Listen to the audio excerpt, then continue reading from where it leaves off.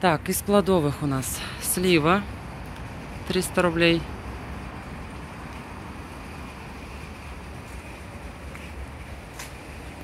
Вишня тоже вон по 300 рублей.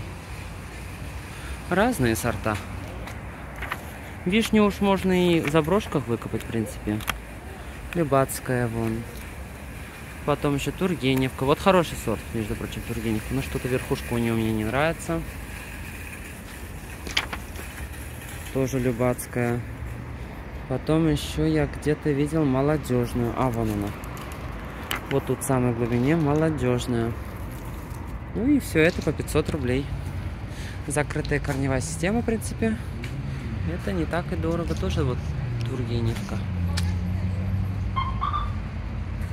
Вишня. Кудрявые сетки. Это вот это. Внешний вид не очень. Поэтому не взяли.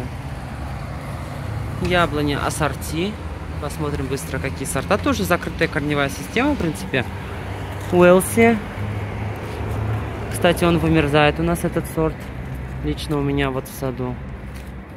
Все Уэлси, да, все Уэлси здесь в основном. По большей части Уэлси. Это тоже Уэлси, да, тоже Уэлси. Яблоня ассорти. Здесь у нас что? Богатырь вижу. Богатырь. И груша затесалась. Тут кафедральная груша.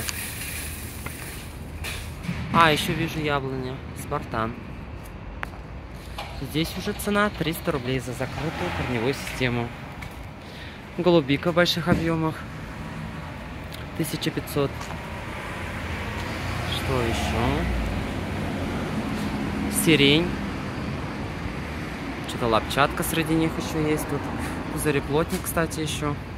Тоже 300 рублей. И бересклет по 200 рублей. Вон лапчатка, вижу, 300 рублей. Девичий виноград. Айва 300 рублей. Спирея 250. Спирея тоже как сорняк растет. Потом еще вон кружовник. И этот малина еще. У них цена уже по 200 рублей. А виноград у нас 400 рублей. Смородина вижу 250. И вот виноград. Виноград Виктория, Преображенский, Кадрянка. А, Преображение, извините. Преображение. Крыжовник вижу по 200 рублей. Тоже закрытая корневая система. Командор, крыжовник уже 400.